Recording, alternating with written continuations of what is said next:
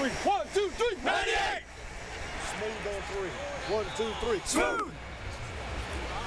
These teams and crews that have been working since early this morning in the garage here at Richmond now have to suit up and go to work on pit lane to try and help their driver as best they can in 250 laps of racing at the Richmond International Raceway. The crews are ready to go, the driver's getting ready to go, and ready to go our boys in the booth. So let's send it upstairs to Marty Reed, Dale Jarrett, and Andy Petrie. Marty? And I don't think we've ever had a right foot talked about more during one day than we had today, and I want to get these two guys' take on it because it's an interesting concept and an argument that's been going on all around this track. If you're Carl Edwards, Dale Jarrett, do you sacrifice the Nationwide Series because you've got so much at stake in Cup? Oh, wow. That's a difficult question, certainly. And Carl Edwards is really the only one that can answer that. But from my perspective, yeah, I'd have to look at things a little bit differently, knowing that I'm not locked into the chase. Tomorrow night's really important. I would have to look at a relief driver for this race. Start the race, get someone in there. But Carl Edwards is the one that knows what makes him happy and what's best for him. And he's decided that driving this race car is the best thing for him. And as a crew chief, if I'm Bob Osborne, his Cup crew chief, I'm going to be a little selfish here. I really don't want Carl running this race tonight. I don't want to sit here and watch this race and worry about whether he's going to hit the wall, bang his foot, and cause a real problem. I mean, you know, these cars are very safe, but with that fractured foot, if he hits the wall or bangs wheels with somebody really hard, that could put him out of contention for a possible championship, and that's very important to the Roush camp and as a whole, and to that 99 team in particular. So I would be very skeptical about letting him run that race. All right, let's get our quick set keys to the race and show you exactly what's going to be the things that we're going to zero in on early in this go.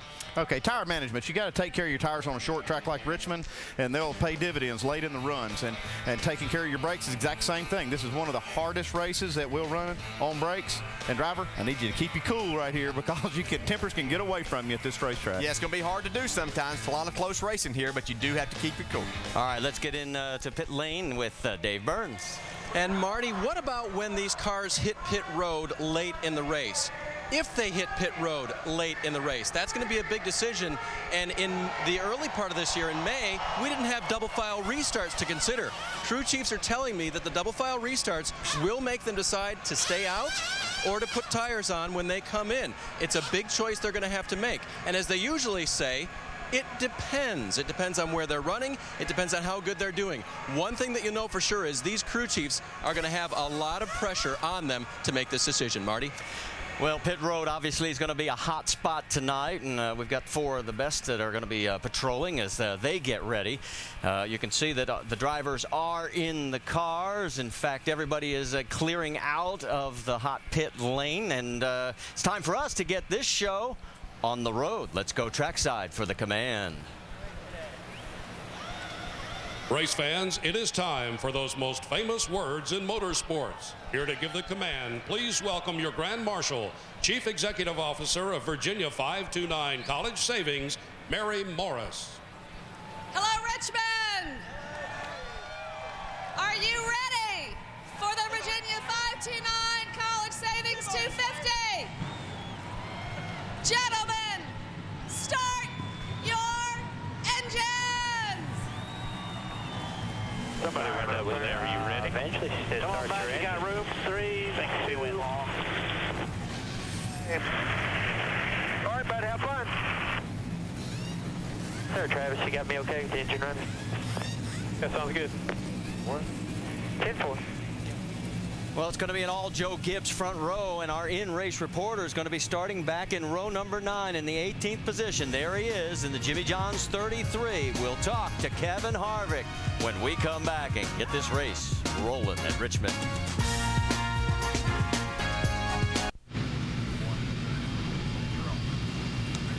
Welcome back to Richmond International Raceway, live from inside the Jimmy John's Chevrolet, and we're getting ready to go racing here. So let's go up to the booth, and Dale Jarrett and the guys see what's happening tonight. All right, here you go. Now, hey, if you want any money for that, you're going to get it out of Andy's check. I'm going to tell you that right up front, Harvick. Hey, our first question comes from our mailbag, and Tommy from Irwin, Pennsylvania would like to know, what separates you from the pack to make you so dominant on short track, especially at Richmond? That's not my qualifying, I can tell you that much for sure, but this has just been a really good racetrack for us from the beginning, and just something that I grew up on the flat tracks on the West Coast, and for whatever reason that's carried over into my career on the Cup side and the Nationwide side here. Hey, Kevin, speaking of those victories, you have 4 of them here in the Nationwide Series at Richmond. How special would it be for you here on 9/11 to win with your involvement with the veterans over the years? Yeah, you know, it's pretty cool. We have the VFW that we get to see a lot of the troops, and to be racing on 9/11 just says a lot for our country, and couldn't be more supportive of our troops and everybody who lets us do what we want to do on the weekend. Hey, man, thanks for talking with us. Have a great race now. Andy's going to talk to your crew chief, Ernie Cope. Hey, thanks, guys. Hey, Ernie Cope, Andy Petrie in the booth. You got us? Hey, Andy.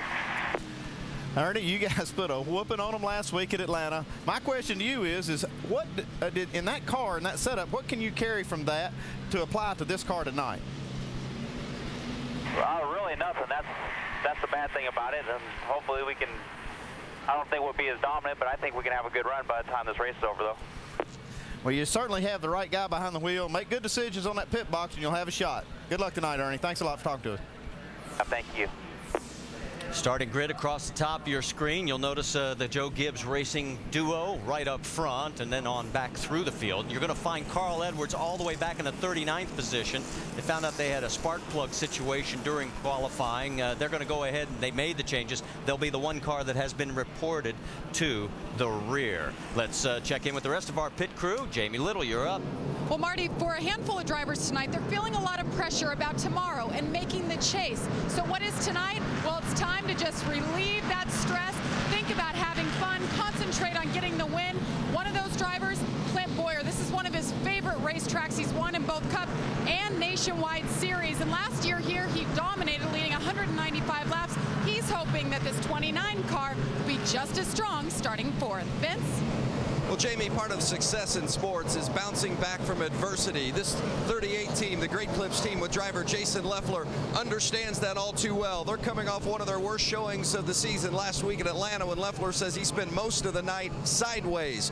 Well, crew chief Scott Zipadelli says they're going to take a mulligan on that one. They know they're a better team than what they had a week ago in Atlanta. They know they're better. They've proven it this week. They rolled off the truck fastest in practice this morning. They'll start 14th. Shannon? Tonight, Scott Wimmer takes over as driver of the number 5 Junior Motorsports car, and there is a whole lot of confidence within that camp. For driver, he finished second in this race last season. For team, they're coming off that pole run last week at Atlanta. They realize there is a stout field out there tonight, but someone's got to win, and they figured, why not us? Marty?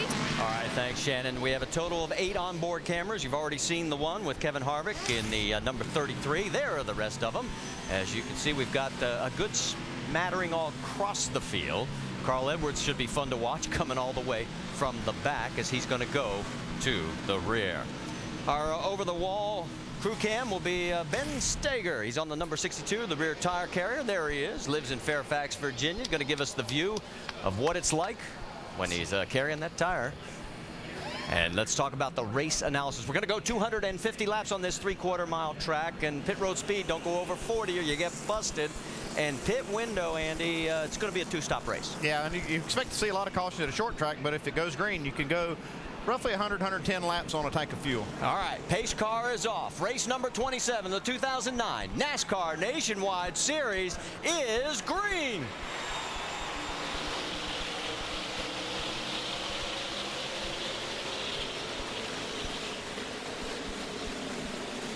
I guess the first question is, where was Kyle? I think he thought it was 2 to go instead of 1 to go.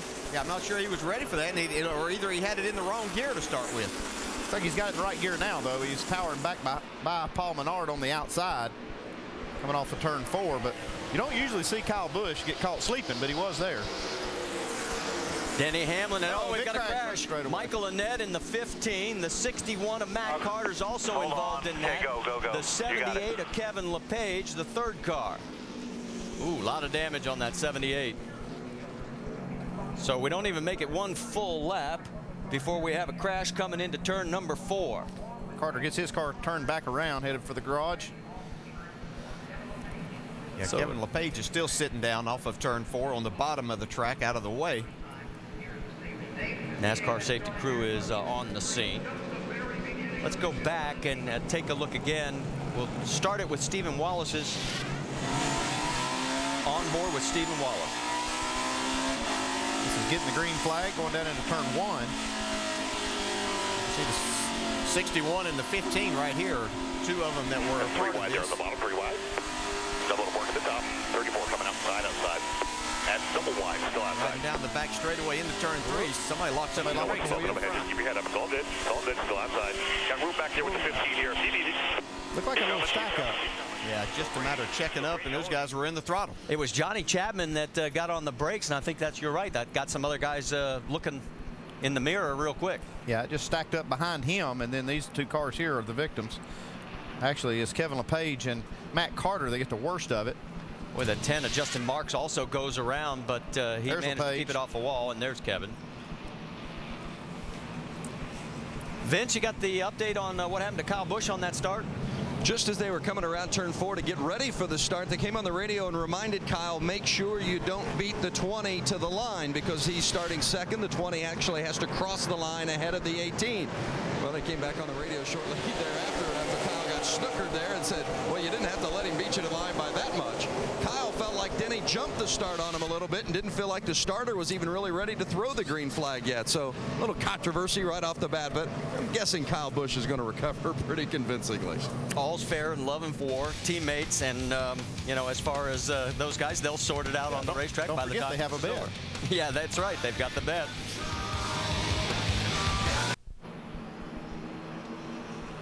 What a beautiful view here at the Virginia 529 College Savings 250 at Richmond International Raceway as we are under our first caution, and it came right at the conclusion of lap number 1 involving 3 cars. Right now Kevin LePage's car has been taken behind the wall, and you can see there's the damage on the 78, and of course Carter, Matt's car, 3 laps down. They're trying to fix it so he can get back out there. A lot of tape, and I don't know how well that's going to aerodynamically work. It's going to be a long night for Matt Carter if he chooses to run that thing like that the whole night.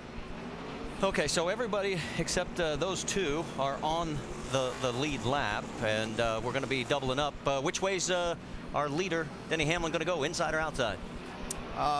He can't go off of that first one, but I'm going to say he's going to take the inside here. And do you think Kyle's going to be ready this time? Yeah, let's do it over, he says. Let's see if I can do a little better. Well, you were right, DJ. He did pick the inside. And there's Kyle right alongside. Then it is Menard in 3rd and Martin Truex in 4th. And then there's the 29 of Clint Boyer in 5th with Brad Keselowski rounding out your top 6. Lights are out on the pace car, so we're going to be going back to green flag racing here. I think we'll see very few guys that can make a pass on the leader on the start of this race from the outside position. But there are a couple that could possibly do it, and Kyle Busch is one of those drivers. He really can get going on these starts and doesn't mind utilizing that high line. Pace car pulls off. The Joe Gibbs duo comes out of turn number 4. Flag is in the air. We're back to green flag racing again, and it is also the 20 of Hamlin quickly into the lead.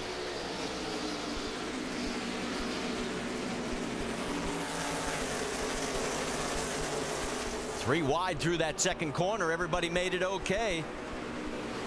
Right there, the battle with the 80 or the 98 of Menard. That is for 4th with Keselowski. Whoa, this may not work very well. You got 3 wide, and somehow they made it. They did. Tight. Only with a little cooperation from each other, did they? Look out, you saw the 26 there, Michael McDowell. He almost got up into the 66. Here is now Keselowski got around the 98, and here comes Greg Biffle. Look at him hacksawing that wheel. Oh man, he's up in that high groove and digging. And he gets around Menard, so move him up to the 5th position. And here comes Boyer. Well, these guys would really like to widen this groove out. Most of the time today, everybody's been somewhere around the bottom, maybe just 1 lane up, but they would really like to get some more racing room on this racetrack through the night. Well, Brendan Gaughan's doing his part. He's running that high line, trying to put a little rubber down. Doesn't he always like that high line? He seems like he lives up there. Yeah, he loves that high line. That's Scott Speed right in front of him in the 99 as he's trying to work on him. And meanwhile, right underneath is the 11 of Trevor Bayne. And it looks like Bayne may try and go underneath him there. Can he make it stick? No. The high line's better right now for Gaughan. He holds on to the spot as they come by for another lap. Jason Leffler, you see him right there dueling with the 32. And that is David Rudiman. And you want to know about Carl Edwards coming from the back towards the front? Well, Carl is up to 28th already, and he's moving even farther, Jamie Little. Well, the good news is he has a great car. Bad news is they had a bad qualifying run. They qualified 39th, but that was because they had a broken spark plug. After qualifying, they replaced all the spark plugs. It was an unapproved adjustment because it was an impound race. They had to slip back to 43rd. He is on it. He's in a car that won an ORP, Marty. He's already climbing up to 27. And looking for more. Let's update you. Kevin LePage has been released from the infield medical care center. And Matt Carter's car is behind the wall. And Johnny Chapman has now had his 21st DNF as a starting part. So that gets you up to date. Dennis Setzer is 1 lap down. Everybody else on the lead lap as you're on board with Carl. And there he goes again. Yeah, he's just moving around. Here goes. Here's our in-race reporter, Kevin Harvick. We told us he had a good race car. He's been battling this 32 car, David Rudiman, pretty hard. He finally gets that spot. But he did. He had a good car in practice, and I was actually surprised he qualified as far back as he did. Well, he's picked up 6 spots so far, from 18th up to 12th. He's got a bit of a log jam right in front of him with the 38 of Leffler and the 62 of Gone. Shannon? Well, Kevin Harvick, this is the same car that he ran at Michigan. He finished 5th in that race. When he got out of the car, he said to his crew chief, this car has a ton of downforce. It will be good at Richmond. So, of course, they brought it here this weekend. Kevin Harvick's been close to winning here before in his own car, and he's won here before 4 times. So looking for a great run tonight. And I think he's faster, guys, but he just can't get past these two. Looking for a lane. Yeah, nowhere to go right now. Oh, see, Jason Leffler really get loose off of the corners. That opens up a bottom side for Kevin Harvick. Yeah, we heard Shannon talk about downforce, and you think short tracks, you don't think downforce is that critical, but this is one of those short tracks where you have enough speed that downforce really is a key factor in how fast you can run. 47, Coleman Presley has gone behind the wall. It looks like they are parking it for the night, and the 91 has been black flagged. They don't even have a crew chief in the pit box, and that's Hopgood's car. He was running 32nd at the time, but he's going to be coming in. Meanwhile, all this battle continues, and it looks like Harvick's got Brendan Gaughan now squarely in his sights, and he's going to go on the low side, heading into the corner. Nope, not enough. I'll tell you what, Brendan has got that outside line working. He's making it work so far, and if he keeps doing that, it'll just keep getting better and better. The more laps you put up there, and more rubber that is laid down in that second groove. Also want to report the 0 J.C. Stout is out. He's taking it behind the wall, and Hopgood has turned off and not only served the penalty, he's headed for the hauler. Now we see Leffler working that top lane a little bit on Harvick. You can see just how difficult it makes it. I think Harvick's car is faster, but Brendan's able to get a nice run off the corner. He carries a lot of speed into the corner. You see Kevin driving a little further that time down in the corner, trying to clear him. He'll try to slide up in front of him right here. Yeah, he'll just take that spot now. This is one of those tracks that's very frustrating sometimes because you have to have the whole track. You can't just run, if you get pinned down right there, you can't make laps like you need to. You need to be able to run the car all the way out to the wall, especially off of turn 2. Did you see the slide job Leffler put on? That was nice. Yeah, that was back to his days up at Raceway Park in Indianapolis. Yes, it was. So Rudiman now has gotten around Brendan Gaughan. There is the number 1, Martin Truex Jr. That is 3rd place. Brad Keselowski's right on his back bumper, looking to take the spot. Tell you what, Brad and this team have really been on a roll lately, scoring a lot of points, winning races, just doing a lot of good things. And, you know, he's got him a contract to go to the Cup Series next year, so a lot of good things happening. He has scored more points in the last 6 races than any other driver, and that includes Kyle Busch and Carl Edwards. He's only 71 points out of 2nd place as he goes around and takes 3rd from Martin Truex. And he talked to us about how tough it is to run here at Richmond. Well, Richmond's the toughest double-duty weekend, or one of the toughest double-duty weekends, because of the way the schedule lines up. Do everything on a nationwide car in one day, then you also have to practice and qualify the Cup car in one day. So you've got a lot going on, and you really don't get a chance to take a break, to even eat or go to the bathroom or any of those things that you need to do to stay healthy and stay in shape when the race comes. They're in shape with the race car right now. In fact, Brad radioed just a few laps ago that the car's really good. We'll mention a little bit later about how this team has learned to trust each other through the course of this season, Marty. Well, and he has not had a lot of success here. In 6 starts, he has 1 top 10 finish. That was 4th back in the spring race in May. So he's looking for bigger and better things, and so far he's got it, as he is about 6/10 of a second now away from Truex in 4th, but he's 2.2 seconds behind Denny Hamlin, who has led every lap of the 26 that we have run so far, and he's got a half a second lead over his Joe Gibbs Racing teammate. There they are. They look like twins tonight, except for the numbers. Tomorrow night, it's the Chevy Rock and Roll 400. One last shot for the Cup boys to make the chase under the lights. The NASCAR Sprint Cup Series Chevy Rock and Roll 400 presented by Pennzoil. All the races starting tomorrow on ABC.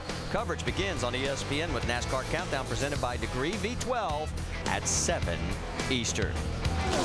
Back here, let's get you updated on a couple of things. Josh Wise is behind the wall. Mark Green has dropped out of the race as well. So we're down to 35 cars still out there on the track. Denny Hamlin is the guy they're all chasing right now. He has a 6/10 of a second lead over Kyle Busch. He hadn't been able to, Kyle Busch hasn't been able to cut into that much. Occasionally when Denny runs up on a couple of cars, lap cars, he can get a little bit closer, but it looked like the 20 car is about the best car out there. But see Brad Keselowski coming here, isn't he? Yeah, he's made up a little bit of ground on both of these guys, and now he's run up on some of the same traffic that they have, but he has been a 10th or 2 quicker when they're in the clear. So Brad's got a great car tonight. That's Robert Richardson in the 23. He's already a lap down. Trying the high side, and he takes care of business, it looks like, with Justin Marks. So as Keselowski now looks straight ahead at the 2 guys he's chasing, what's going on in their camp, Dave? Well, Marty, I teased you a little bit about the trust factor with this team. And, you know, when they were during practice today, they didn't have the speed they really wanted. But Brad said he was happy with the car. And Pops told me that that was their indication that he was going to be okay tonight. Sure, they could have done more. Sure, they could have worried about the car and thrown stuff at it. But they've learned that when Brad says it's good, they can trust him. This team has come a long way in that department. It wasn't always like that. Well, there is Pops on the left side, and of course as he continues his quest to get to the front, let's check in on the 98, because Menard started 3rd but has dropped back to 10th. There's Jason Leffler. They're duking it out. Eric McClure in his 100th nationwide start is already a lap down, and these two locking horns. Jason Leffler looks like he has a pretty good car tonight.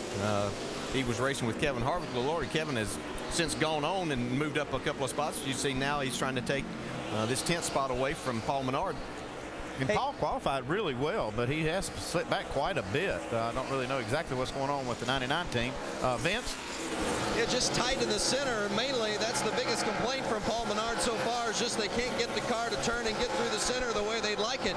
And meanwhile, the driver behind him, the 38 of Jason Leffler, as you said, starting to gain some spots. He started 14th, challenging for 10th. Says his car's a bit loose, sliding the nose some, and lacking some overall grip, but you get the feeling that the 38 is better than the 98 right now. All right, while these guys continue to try and figure something out as far as that battle, take a look here at the 66. This is a battle for 18th, 19th, and 20th. Stephen Wallace, Carl Edwards, and Mike Bliss. And boy, Carl is on the move. He is up to 19th, and we've got our second caution as we got a car up into the wall. Shelby Howard. Yeah, Shelby Howard has scraped the wall in turn number 2. He's poured up pretty good.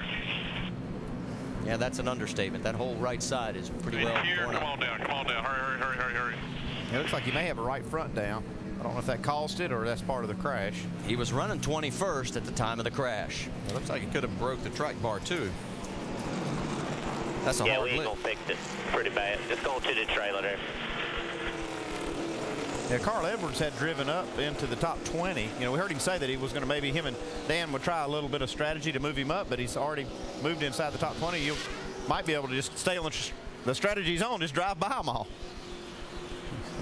Looks like that tire might have let go going into the corner there. Yeah, it did look like that.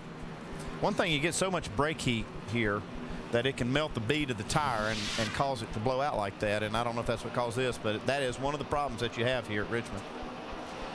Pits are open, and we've got some takers. Here they come down pit lane, led by the race leader. Jamie, we'll send it your way. And Clint Boyer started 4th. He was now 6th as he comes in. He made the call, said he wants a track bar adjustment. They're going to go down on the track bar in 4 tires. He says he's loose in, loose off, and fill it with Sunoco fuel, Shannon. Right side air pressure for Kevin Harvick. He says it's a little tight through the center and could use a little more forward bite. Vince? Kyle Busch on the bottom of the screen, tight in the center, free off. They talked about a track bar adjustment, but they're going to just make air pressure on the 18. Dave? Leader Denny Hamlin in, air pressure reduced in the left front, up on the track bar, just a little bit tight in the center. Here's the big question. Can his crew beat his teammate up? He will not. The 88 and the 18 both get out ahead of the 20. So a big change because of what happens in pit lane, and it is Brad Keselowski picking up the 2 spots. Kyle Busch will stay 2nd, but Denny Hamlin drops 2. And look at Eric Darnell. He picked up 4. As take a look at the race off pit road, and you can see just by a nose, the 88 will have the race lead when we come back. As the green flag comes back out, we'll tell you that Mike Wallace got the Aaron's lucky dog. It is Keselowski taking the lead after the pit stops, and there's Denny Hamlin right behind him. And we're going to try 3 wide. Here we go. They're ganging up on him. 2 against 1 as they go down the backstretch, but so far he's holding his own. Yeah, Brad looked like he was trying to guard both spots, the low lane and the middle kind of there. He did a pretty good job. He's still holding on to the race lead. Biffle's there back and forth saying, you guys go ahead and beat and bang on each other. I'll inherit the lead when all 3 of you crash. Hamlin gets a little loose coming out of 2. Now he's going to get a challenge from Kyle Busch. We found out why the 20 had the rough pit stop. We had 1 lug nut on the right front that we were able to see on a slow motion replay. They took the time to put it back on, lost 2 positions, but they didn't take the penalty. Yeah, that's a key move right there. Putting that lug nut back on keeps them from having to come back in and go to the tail end of the lead lap, and there's 28 cars on the lead lap, so that would have been a pretty costly penalty. There is Carl, so he is right now running in 15th position, keeps fighting his way towards the front. That's David Rudiman in the 32 and Scott Speed in the 99 right in front of him. We also want to update you, there were 5 cars that stayed out and got the wave around. And so that brings a few more back on the lead lap. In fact, we only have 4 cars now that are out on the track that are not on the lead lap. I'm pretty sure if you'd have told Carl that he could be in 15th spot within 50 laps, he'd have been pretty happy with that. Yeah, he didn't have to pull any kind of strategy move. No. He just passed all those cars, and the pit crew did the rest and gained him a few spots on pit road. Yeah, passing another one here. Scott Speed's taking over that 14th spot from him.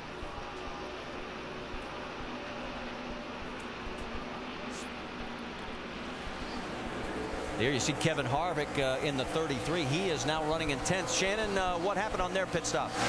Well, it was not a flawless pit stop for the 33 team. This is what Kevin Harvick had to say over the radio immediately following. 4 freaking spots. 5 freaking spots.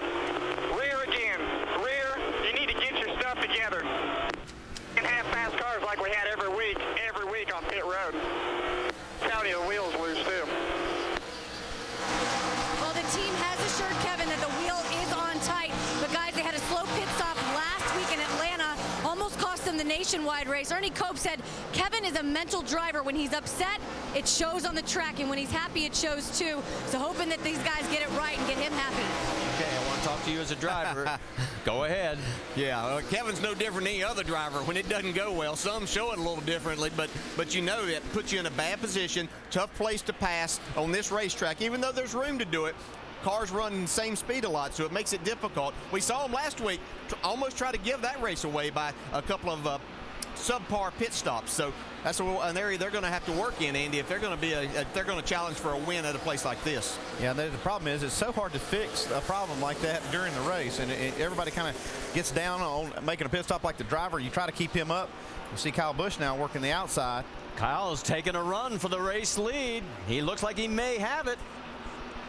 It's actually for second spot. Or second place, I'm sorry. Keselowski jumped out in front of these guys. Yeah, I'm sorry, my bad. Been so used to seeing the 2 of them up there for the first part of the race, forgot about Brad being out there. They were in another zip code there for a while, but Brad Keselowski struck out. Yeah, Brad that's in the other zip code right now, so we got that squared away. My apologies to everybody. And meanwhile, as these guys now try and go in tandem.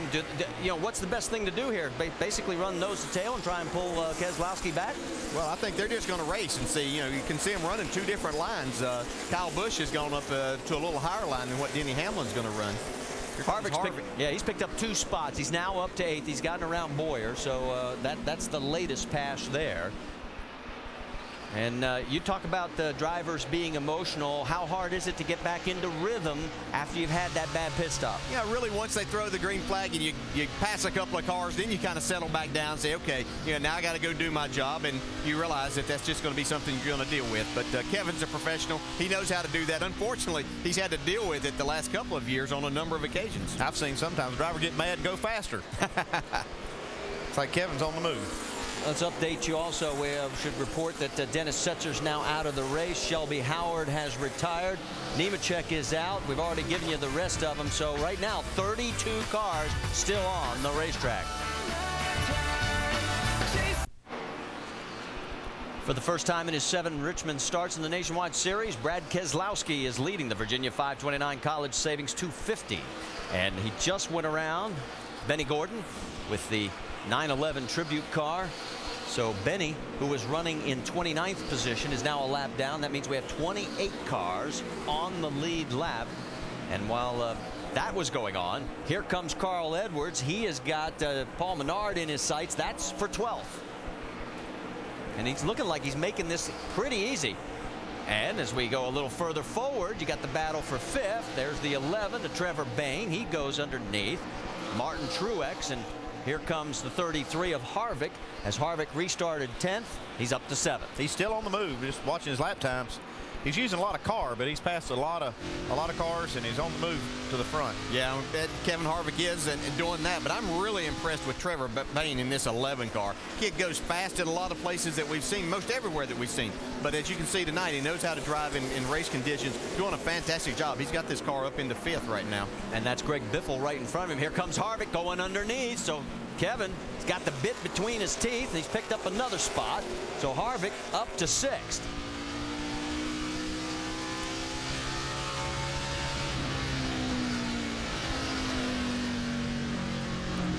There's the view from back looking towards the number 1, and Harvick's trying to open up some more ground. The 11 car, of course, right there with Benny Gordon. Let's get more from Dave Burns. Yeah, just real quick on their first run, Trevor Bayne found that car to be loose, so they made a chassis adjustment for him on that first run. Just reported that it needs some rear grip, so good feedback. Doesn't quite have the car where he wants it. By the way, back there, the 1 of Martin Truex, tight in the center again. That's why Harvick got by. All right. Bayne had a career best finish of 7th at O'Reilly Raceway Park after leading 34 laps there. Here is a great battle. We got Menard in the 98. Scott Speed right alongside. The 38 is Jason Leffler. And you see Steve Wallace not too far behind these guys. This is the battle for 13th on the track. And there's Stephen Wallace and Justin Allgaier. So you got 5 cars all dicing for the same position, basically. Yeah, that's what makes this racetrack so great. Drivers love it. You can race side by side, lap after lap. You don't want to have to do that if you're the guy trying to make the pass, but that's what this racetrack allows. We see on the left side of your screen there, Carl Edwards trying to pick up 2 spots. And that's David Rudiman and Scott Wimmer in the 5, and it looks like he may get both of them as he heads down into 3. Wimmer's got the high line, and yes, he's cleared him. Yeah, that gets him into the top 10. 10th spot, so really good for 70 laps into the race, starting last. Very impressive by Carl Edwards. Well, we should remember 2 of Carl's 3 nationwide wins this season have come after starting at the rear at Milwaukee and at O'Reilly Raceway Park. Jamie? It's all about that carrot dangling, right? He's chasing all these drivers down. Great car. Last pit stop was a good one. 4 tires. He took an air pressure and gained a bunch of positions on pit road. Looking to crack the top 10. Says the car is loose in and loose off, Marty.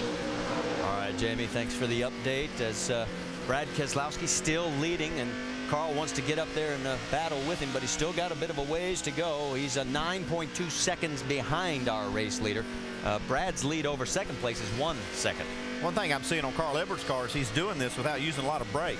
I see a lot of brake heat in a lot of the cars, but Carl Edwards doesn't seem to have that. You don't see it, the rotors glowing nearly as red on his cars I've seen on others. So that's a good sign, especially for a long run, because you don't overheat those front tires, and he can keep, having grip in those tires and able to go the long way.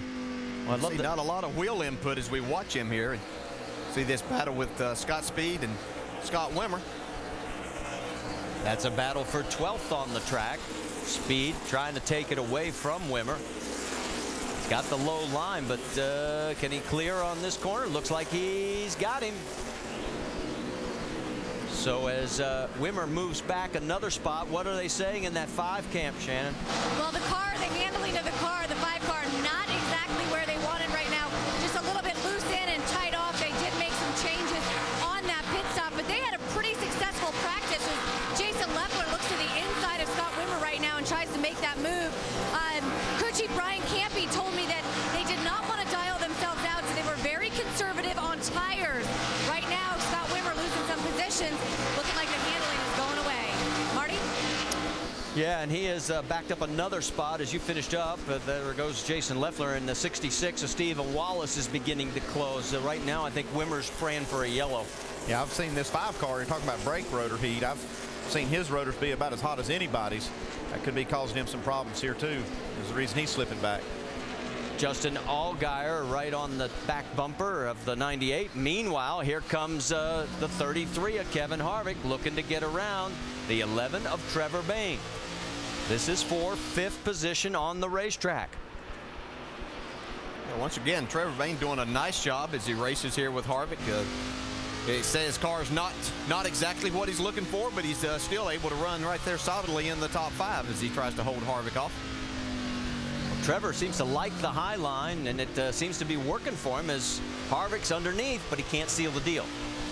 Yeah, it makes it difficult when you're that car underneath. If a guy's good enough to be on that outside, can get a good run off the corner, it can make your life pretty miserable down there trying to make that pass, because as Andy said just a little bit ago, you need all the racetrack here to really run fast. Oh, I think he may have him this time. Going down into 1. Yes, sir.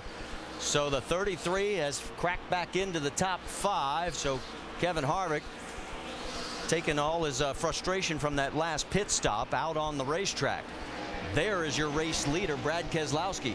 Now he has led a total of 38 laps. Denny Hamlin led 42. He has got a 1.1 second lead over Kyle Busch, as the rest of the field is in hot pursuit as we've run 80 of 250 laps. Does Kyle get win number 4 at Richmond, or does Brad get number 1?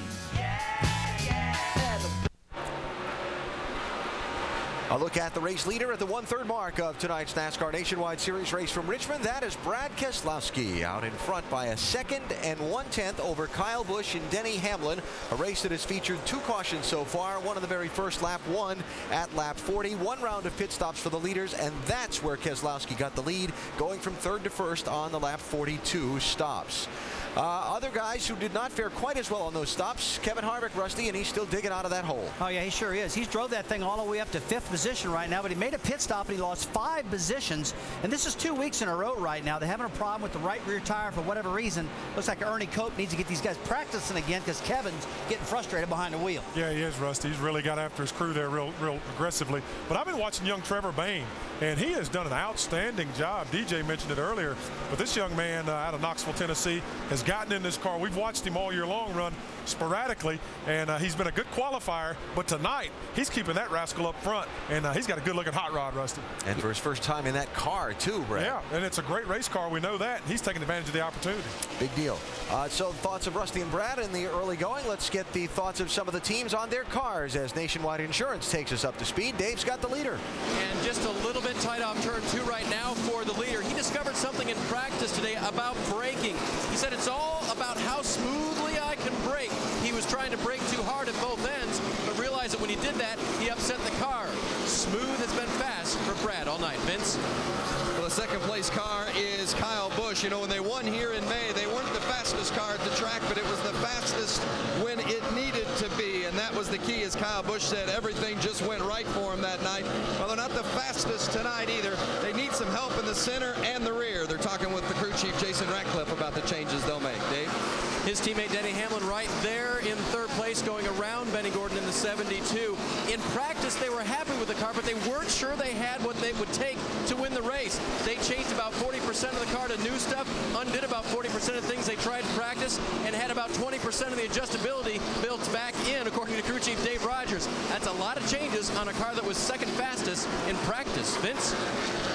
The 16 car of Greg Biffle is running fourth. Biffle's won twice this year, including a victory at Phoenix. Now, this is the same car he drove to that win at Phoenix. And crew chief Eddie Pardue told me before the race tonight they were really happy in practice. He had a little smile on his face. Looked very sly, like maybe they may have something at the end of this one tonight. So keep an eye on the 16. Shannon.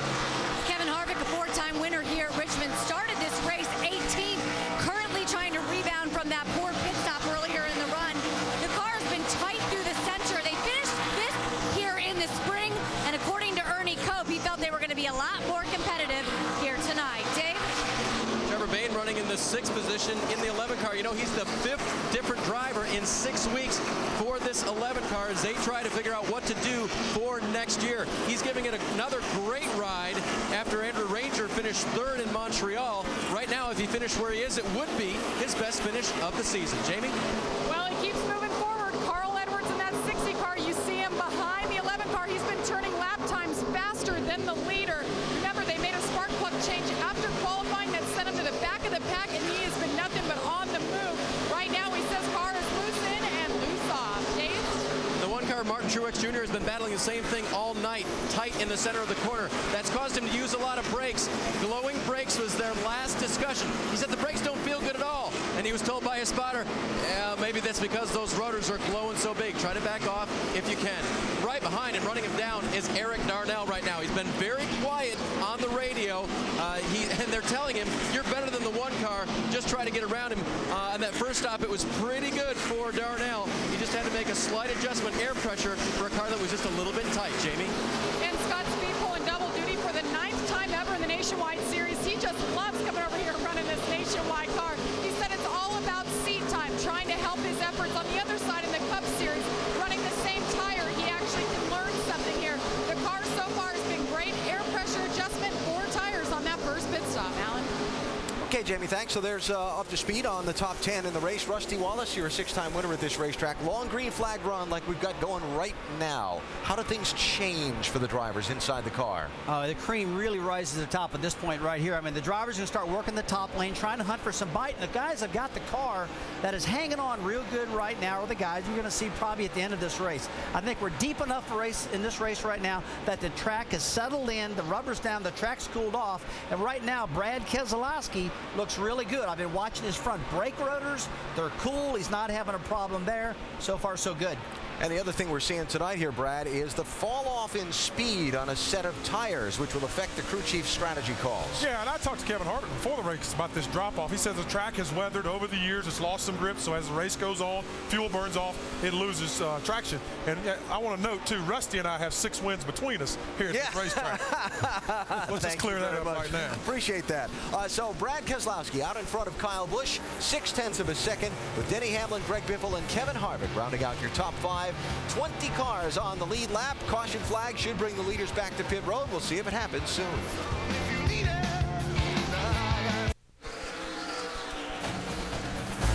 ESPN College Football continues tomorrow night at 8 p.m. Eastern. This is the one that everybody's been talking about since the preseason.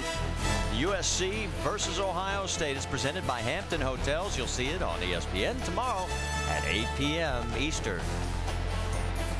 Back here at the Richmond International Raceway, Brad Keselowski's lead is down to 0.6 of a second. Before the break, it was 1.1 seconds. Kyle Busch is closing in.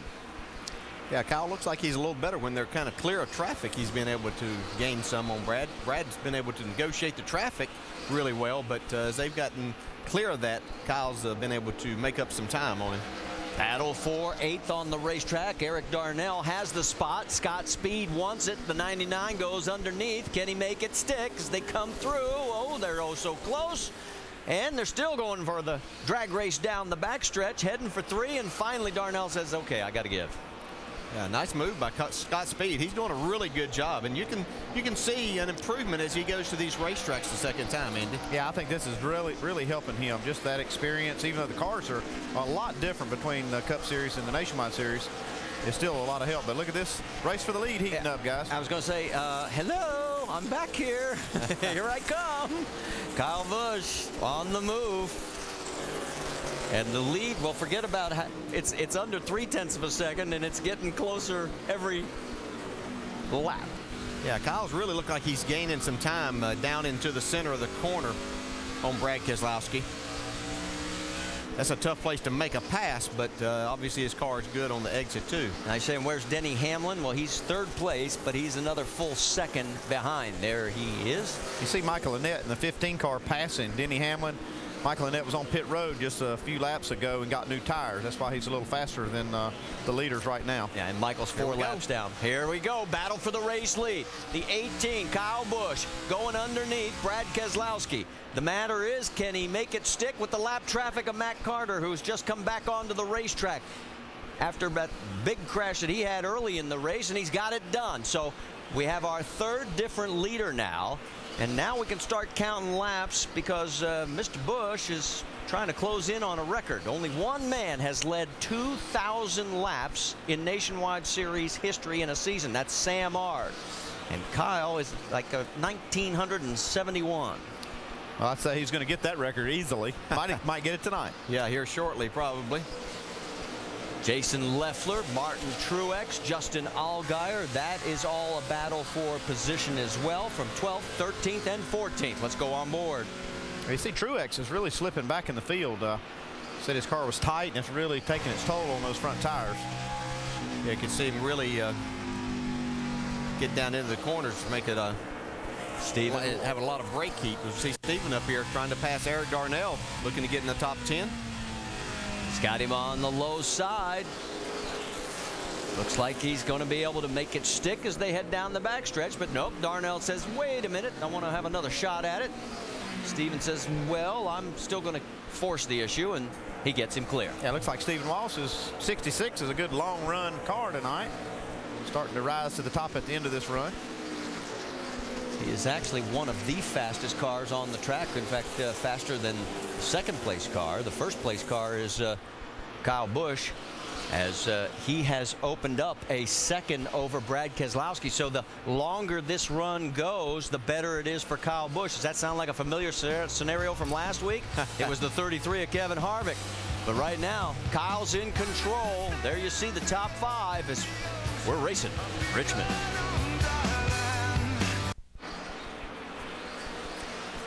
You're looking at our race leader as we are approaching the midway point here at Richmond. Kyle Busch has now led a total of 11 laps.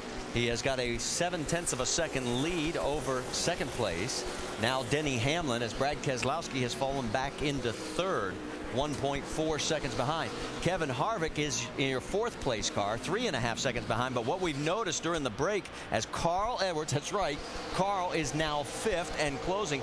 The rotors on that 33 are glowing. Boy, they really are. He's used a lot of car to make these spots up that he lost on pit road. You can see right there, rotor still glowing. He's not even on the brake pedal there coming off the corner, but you see right here, getting down in the corner. This is 1,500 degrees on that rotor temp, and that takes its toll a lot of times on that tire and tire bead.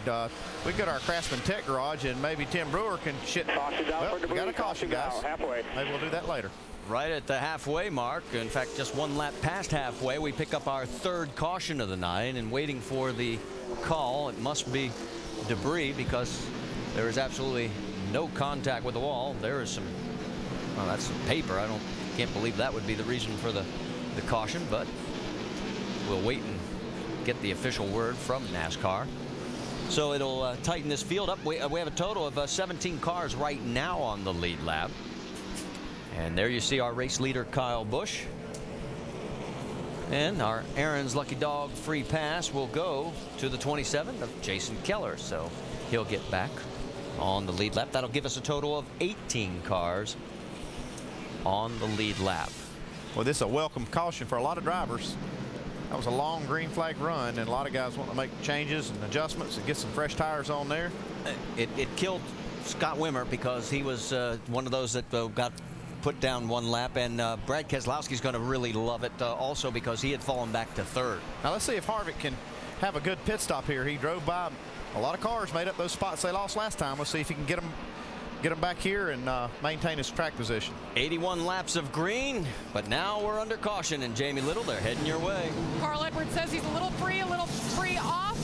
He wants a drink, a water, 4 tires, and a wedge adjustment in the left rear. Shannon? Definitely some pressure for this 33 over the wall crew. Kevin Harvick says plowing is the condition of the car. They're going to make an air pressure adjustment in 4 tires. Vince?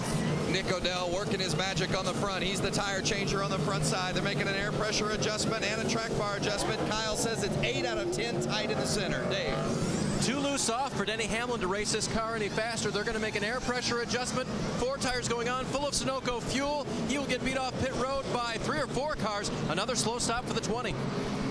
Kyle Busch will maintain the lead. Keselowski picks up 1. Carl Edwards and Greg Biffle each pick up 2. Kevin Harvick, you saw the time on his pit stop. He drops another spot. And Denny Hamlin, the biggest loser of all, as he drops back a total of 4. So we're past halfway, our 3rd caution here at Richmond.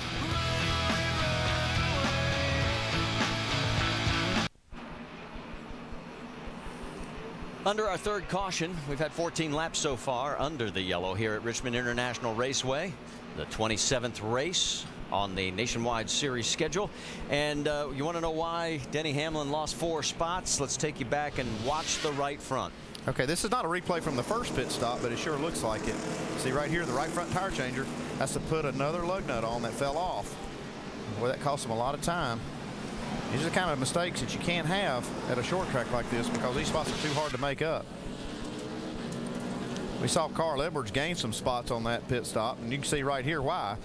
On the right side, Edwards crew 5.7, Denny Hamlin 8.1. You can see 17.7 second pit stop will lose you spots every time on pit road. And could that be a glue problem that coming off, or is it indexing the tire back on there? It can be a glue problem, but and if it is, you've just got to slow down a little bit, be a little more methodical about how you put the tire on to keep from knocking those nuts off. But they've got to try to rectify that situation. Well, while we have a chance, let's take you over the wall with the rear tire carrier on the 62 of Brendan Gaughan. Ben Steger show you what happened during their pit stop. All right, here we go. We're going to pit this US Fidelis Chevy. Mike's taking the lugs off. Put the new one on, tire back. We're going to pit the left side now. Mike takes the lug nuts off. Down at 1, 2, 3, 4, send it. Good stop. Go get it, boys. I think there's supposed to be 5 there. There were. Okay, he was just anticipating that last one. He turned around. He knew he was going to get that last one. All right, Brendan's right now 20th, 1 lap down. We had 3 on the wave around. Eric McClure, Travis Quabble, and Michael Annett. So they each pick up 1 lap, although Annett is still 2 laps behind. Getting ready to go back to green flag racing. Kyle takes the inside, and Brad Keselowski alongside. Look at Harvick diving low, trying to get under Carl. Not going to happen. Still 2 by 2. Coming out of 2 down the backstretch. Yeah, Harvick was actually glad the 20 car had his problems because that only lost him 1 spot instead of 2 on the pit stops there. So, but he still, the 20 is able to get back by him on this restart. Tried to take a look underneath the 16. You're on board right now with Greg Biffle. And now here goes the 20 underneath as they're side by side. It looks like, yes, Denny is going to clear him. So Hamlin picks up 4th. He's not wasting any time making those spots back up that they lost to him on pit road. Scott Speed's got his hands full with the 32 of David Rudiman just at the very top of your screen. There also the battle for third. We got battles about 3 different places in the top 10 right now. There's Harvick underneath Biffle. Hamlin takes the 3rd spot away from Carl Edwards. So all this happening at the same time. Here comes Trevor Bayne looking to get under the 16 as well. So Biffle going backwards right now here at Richmond. I can't say enough about this Trevor Bayne. He's really doing a good job. This 18-year-old knows how to drive these cars fast and really impressive with his first time in this car. So let's reset it for you. It is Kyle Busch, Brad Keselowski, Denny Hamlin's up ahead. Trouble. Oh, no, we've got problems for Jason Leffler. Looks like he had a tire go down. Yeah, it looks around here and get it like the changed. right front. 66 just He's rubbed flat that out into chopped somebody, it. though, because Fender's not bad, just something cut it. he's rubbed the paint off of the tire. Yeah, 9 times out of 10, that contact right there will result in a tire going down. He was 11th at the time. Either a valve stem or cut the sidewall out of the tire. All right, the word we're hearing is from our spotters that he could have gotten together with the 66 here. Let's take a look on the right front. Yeah, you see that left rear tire on the Or left rear. 66. Oh, yeah, here we Right go. there's your contact. Yeah, that's just close racing there. Not sure. I don't think you can fault anybody there. You see it just either rips the sidewall or the valve stem out of the right front tire on that 38. Yeah, Stephen, he's lucky if he doesn't have a problem as much contact as there were there. Now from the view from Justin Allgaier. You see Jason Leffler got his left front tire down on the apron below the yellow line. Not sure if he was squeezed down there, but it looked like that got his car loose, and then he got up into Stephen. So Leffler, who puts on a nice spark. And he does a good job not to hit the wall. Yeah. Yes, he did. But he's still looking for that first win, as he has gone winless here this year, and he gets new tires and back out, but he's down to 18th position. Uh-oh, trouble. Now the problem's Getting ready to go back to Green Flag Racing. Let's show you what happened to the 38 of Jason Leffler as he's still putting on a spark show. And watch what on the left front. Yeah, they're trying to get all this damage fixed, get a tire on the right front, and the guys on the left side have taken lug nuts off. And you see here he loses that left front tire as he drives away. He has to back up, but he's still got problems. He's rubbed the sway bar arm or something here off, and now he doesn't have it, and it's throwing sparks still. And Scott Wimmer gets the Aaron's lucky dog. There he is. So he is back on the lead lap. That gives us 18 cars as we are getting ready to go back to Green Flag Racing. Pace car is off. It will be Kyle Busch picking the inside again. Brad Keselowski, Denny Hamlin, Carl Edwards, Kevin Harvick. That's your top 5. Whoa, take a look at Hamlin. He took a peek. He's wanting to go. And they made some adjustments on this car or something, and yeah, he is flying. He had passed quite a few cars after he lost those spots on pit road. He's not done. He's going for the lead right here. There comes Harvick right behind that group, trying to take that 4th spot away from Carl Edwards. Hamlin still trying to get the low line to work for him, but Kyle able to make that middle groove sort of work even better. Here we go side by side down the back stretch out of 2. Who's going to blink first in this one? I don't know. Denny Hamlin was sliding that thing off a turn 2. He's going for this lead, though. While all this is going on, we'll just give you a note. The 38 of Jason Leffler is back in pit road again. Meanwhile, take a look at the 88 right behind in 3rd place. Brad Keselowski saying, you guys go ahead and beat and bang on each other as Denny finally gets the pass done for the race lead. Here comes Carl Edwards in 4th. What a job Carl Edwards has done tonight from the rear. Yeah, from 43rd up to 4th. Now here comes Kyle right back on Denny. Says, you know what? You made it work. I'm going to try it. Yeah, he did that quick, too. Kind of opened the door there a little bit, and he thought that Kyle was preferring that outside and was kind of protecting that. And here comes Kyle to the inside once again. Great racing. The top 5 right there in your screen with young Trevor Bayne, and there's Kevin Harvick in 6th. So really, you can put a blanket almost over the top 6 and definitely over the first 4. Things really getting interesting as here comes Bayne to get into that mix. Hamlin protects that low line now, coming around for another lap. Look out, got a little close to the wall. Boy, Carl Edwards done a really masterful job coming from the back. No pit strategy involved in getting himself positioned up here with a chance to win the race now. A little further back, you've got the 32 of David Rudiman and 16 of Greg Biffle. That is the battle for 7th on the racetrack right there. And then there's Scott Speed, Martin Truex right behind them. They've lost a little bit of contact with that lead group. Shannon, you got more on Rudiman? Yeah, help off the centers. That's what he needs, David Rudiman. He's asked his crew for 4 tires, air pressure, and track bar on that last pit stop as the 16 gets right behind that 32 and gives him a little tap. This is a very special track for David Rudiman, though. This is where he made his nationwide start in a Joe Nemechek car. He said he was very stressed out, but right now he's feeling good. Vince. 16 of Greg Biffle. You see maybe a little contact there with the 1 as he's in the middle of the sandwich now, and they go too wide through the corner. Biffle saying he's chattering the front ends, and he just doesn't feel like it's been any improvement over the last run when they had the same type of problem. When they tried to fix it, they felt like it was plowing a little bit more. Andy, I don't know how they're going to fix that, but certainly not very competitive at this level. No, they're probably just going to have to make an adjustment if they get another chance here, Vince. I'll tell you what, Biffle's been banging on just about everybody. Yeah, great race. And Scott Speed jumped up there trying to make a pass, and here comes Steve Wallace trying to pass him. And now Darnell's going to pass Wallace. And Justin Allgaier just wondering where he could go. Darnell's got the high side as you look on board from Justin Allgaier, and he's cleared him. So Darnell moves into 11th. Here comes Allgaier on Wallace. Wallace trying to go back underneath Eric Darnell. Got a nice run off of turn 4.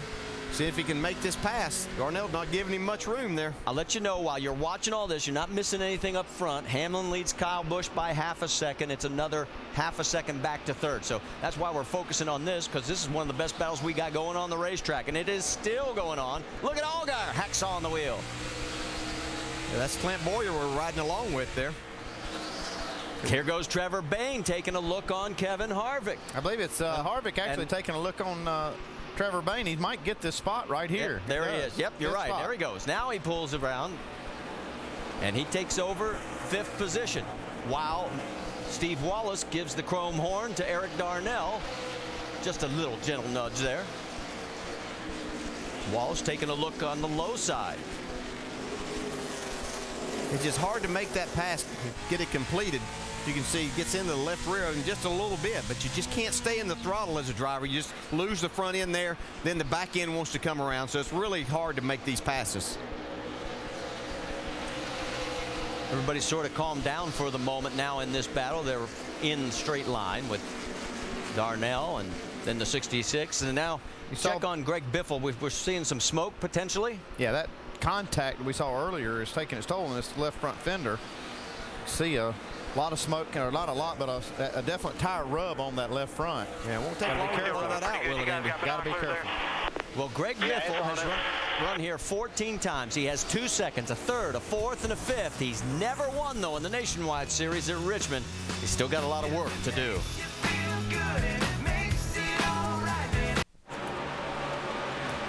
It's the Virginia 529 College Savings 250 for the NASCAR Nationwide Series tonight from Virginia's capital city, Richmond, and the Richmond International Raceway. 90 laps to go, now 89, as Denny Hamlin, the race leader in that Joe Gibbs Racing 20 car, crosses the start-finish line.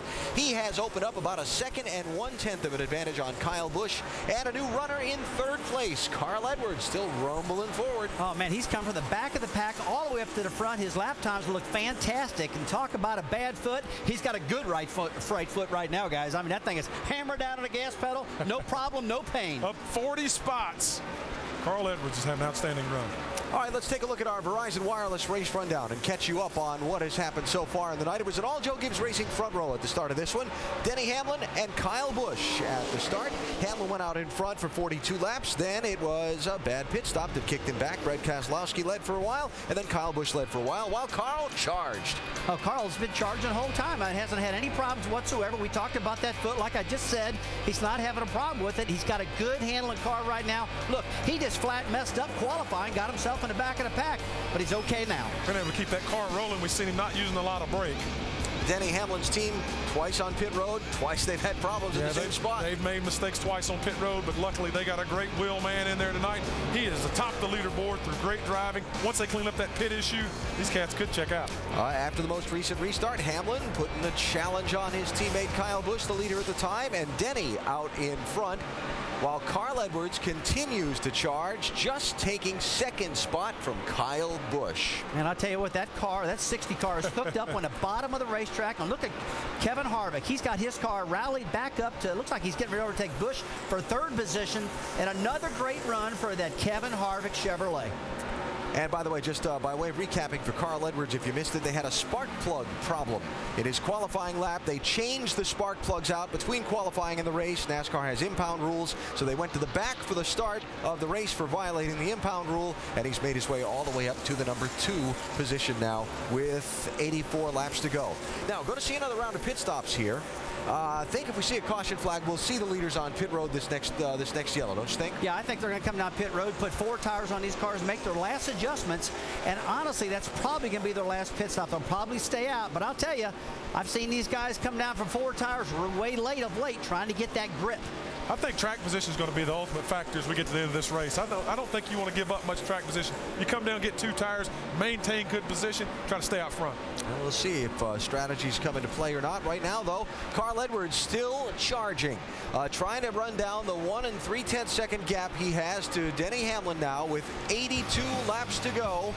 Seeing if he can gain a little bit of ground in the Nationwide Series Championship. The hometown boy, though, Denny Hamlin, is out in front.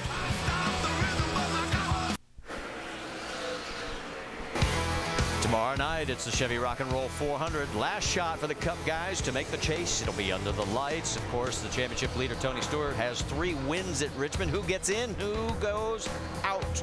It's the Sprint Cup Series, the Chevy Rock and Roll 400, presented by Pennzoil. It's on ABC tomorrow. In fact, all the races from here on out on ABC. It's NASCAR Countdown, presented by Degree V12 at 7 Eastern on ESPN. Denny Hamlin, your race leader. He has led now a total of 75 laps. He's led more laps today than he has in his 8 previous Richmond starts combined. But the final pit stop could be very crucial. Dave Burns, you've got more. And he knows that, and he said, guys, let's make the last stop the best one. Denny's been very mature today in practice, according to crew chief Dave Rogers, and he made sure he was earlier too. Todd Foster is on the right there. He is the front tire changer. They've dropped lug nuts on both of their first 2 pit stops. I talked to Todd. Todd said there was something in my technique. I've got to make sure I don't do it again. He's been practicing on the practice hub, and as Denny said, to try to take a little bit of the pressure off Todd, let's just make the last one our best one. That's all they need, Marty. And right now, Denny's got his hands full with Carl Edwards, who started at 43rd. He's now up to 2nd. You want an interesting statistic? Sometimes stats don't mean much. Take a look at the top 4. Denny Hamlin, Carl Edwards, Kevin Harvick, Kyle Busch. 8 of the last 9 races here at Richmond in this series have been won by those 4 guys. So you say it's no accident that those 4 are running up front? I don't think so. No accident whatsoever. And Carl has been the guy that's, I mean, here's another thing we always talk about. You know, every now and then people say we focus so much on Carl and Kyle. Well, here's the reason. Between Joe Gibbs Racing and Roush Fenway Racing, those 2 teams have led 70% of the laps of the entire series. You run like that, you're going to get a lot of attention, aren't you? That's right. And right now, look at it. It's Gibbs and now RFR running 1st and 2nd once again. And Carl Edwards has really closed down this gap for the lead for Denny Hamlin, so I don't expect it'll be much longer before Carl will have it. Man, Carl's car has been so good on these long runs. That's when he's made a lot of the passes, even though he worked his way up here on the tires good, but it seems like his car is just not falling off like a lot of the others. Good setup under that car. They had that spark plug problem in qualifying that put them back there, and then they had to change those plugs, so that's why he started dead last. That was Travis Kittleson in the 31. He is now 4 laps down. Whoa, getting a little dicey between Justin Allgaier in the 12 and Eric Darnell. It's a race for 11th spot. Here we go. Carl Edwards with the less than 75 laps to go. Takes a peek underneath of Denny Hamlin. Thinks better of it at this moment. And another lap goes by with Hamlin in the lead. We've heard him talk about his car being loose, and I think that's benefiting him whenever he can run by himself. It makes it a little more difficult when you're trying to make a pass, though. Let's get an update on Greg Biffle. Remember, he had the problem with the fender and the tire rub. There you can see him. He's getting passed right now by Mike Bliss, and that is putting him back to 17th. And he's going to need some help on his next and final pit stop. Let's go to the Craftsman Tech Garage. Tim Brewer. Thanks, Marty. When the tire changer comes around the car, he's got to evaluate. Can he use the Roush roller and actually roll the fender off the tire? But if it's real severe, you're going to get you a good Craftsman hammer and just simply hit the fender, knock it back out, because you have to get that fender off the sidewall of the tire, because sooner or later, it's going to blow the thing out. Vince? Well, right now, the rub doesn't seem to be the biggest problem that they're having, Tim. As Biffle just came on the radio a few moments ago and said halfway through the run, the car just quits turning. And it seems to be the same problem that they're having each stint. So that's certainly multiple issues for Greg Biffle tonight as he tries to push this thing towards the front. Marty? He is 17th right now. There's only 18 cars on the lead lap. He has fallen 17 seconds behind the race leader, Denny Hamlin. So if it keeps going at this pace, he's going to be a lap down. In fact, just look a little bit further back and you'll see him coming. Yeah, the good thing is that Denny Hamlin has about 8 cars in between he and Greg Biffle, so it'll take him a little bit of time to get there. So 186 laps are down, and boy, Denny's got traffic. Stay with us. 190 laps are now complete of the 250. Here come your race leaders. Denny Hamlin trying to slice his way through the traffic. He's gotten around the 62 of Brendan Gaughan, but there right behind him in the 62nd place, Carl Edwards, and Kevin Harvick has now drawn back into this battle as well. Scott Wimmer has just been put a lap down. That means we have 17 cars now on the lead lap. Let's get an update on Carl Edwards from Jamie Little. Well, Marty, it seems like another day ago, but it was actually this morning in practice. The Fords were not stellar. The fastest Ford actually was Carl Edwards in 10th overall. Well, this team did some work, and they set up for a tight racetrack tonight. He has been loose, as Andy Petrie mentioned, but all they've made as adjustments is air pressure. They have been spot on, and right now running the same lap times as the leader, Shannon. Well, Kevin Harvick was loving that battle between the 60 and the 18, because while that was going on, he was turning faster laps than both of those drivers and gaining on those two. He's currently running third. He was plowing before that last pit stop, but right now that car has been pretty hooked up for Kevin Harvick. Vince? Kyle Busch is running fourth, and there is certainly one team out here that is dying for a pit stop. They would love to see a yellow right now, and here's why. Listen to the radio.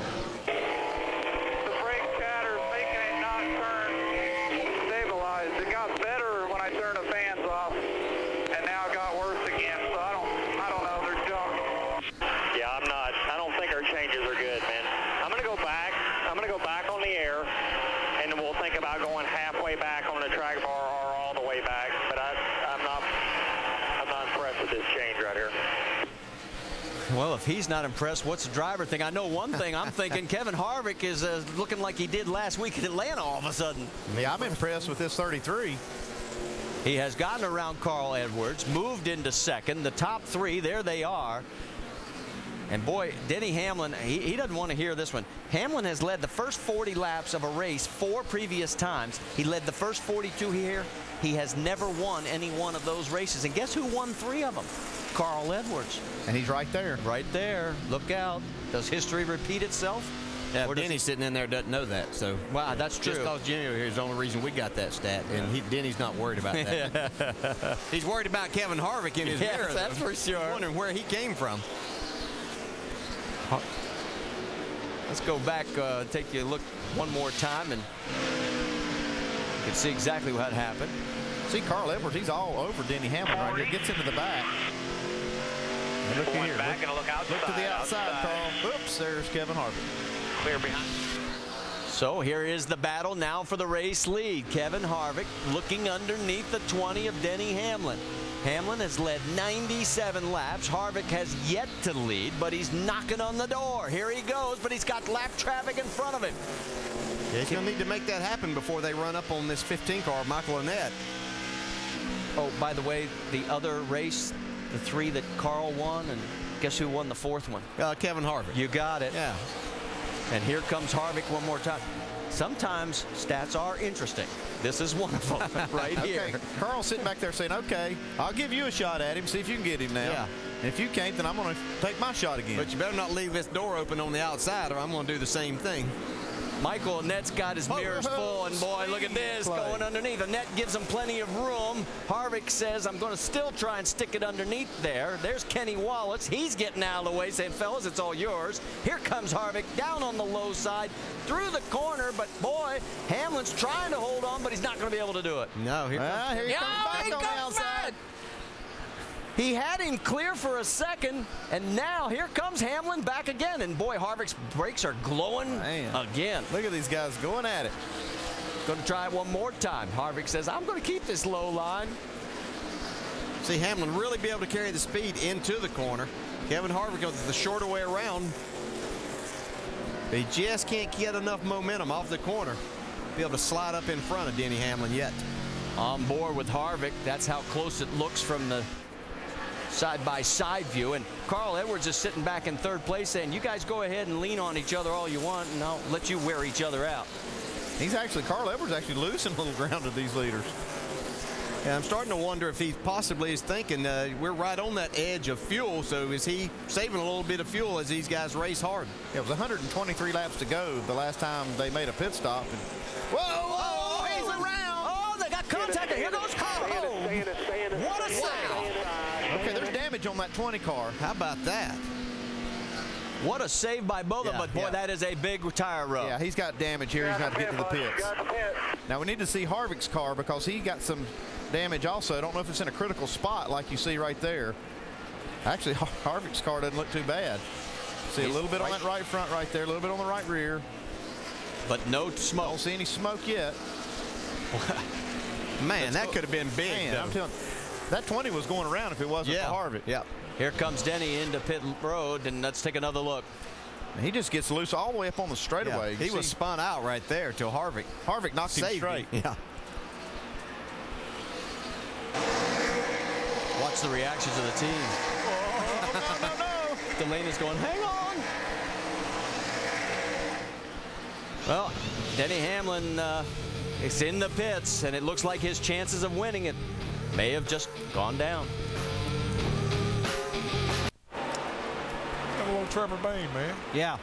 He has not moved. At the Richmond International Raceway, 40 laps to go. Kevin Harvick out in front. Carl Edwards still stalking him for the race lead. Harvick 33, Edwards 60. After a dramatic moment where Harvick somehow saved his race car from being wrecked while Denny Hamlin was trying to hang on his outside. Hamlin taking severe damage that has left him now in 18th place, 1 lap down.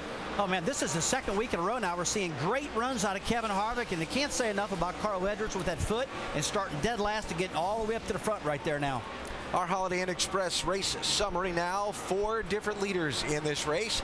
Denny Hamlin's led the most. Brad Keselowski out in front for a bunch. Kyle Busch as well. Now Kevin Harvick is out in front. 4 cautions for 20 laps.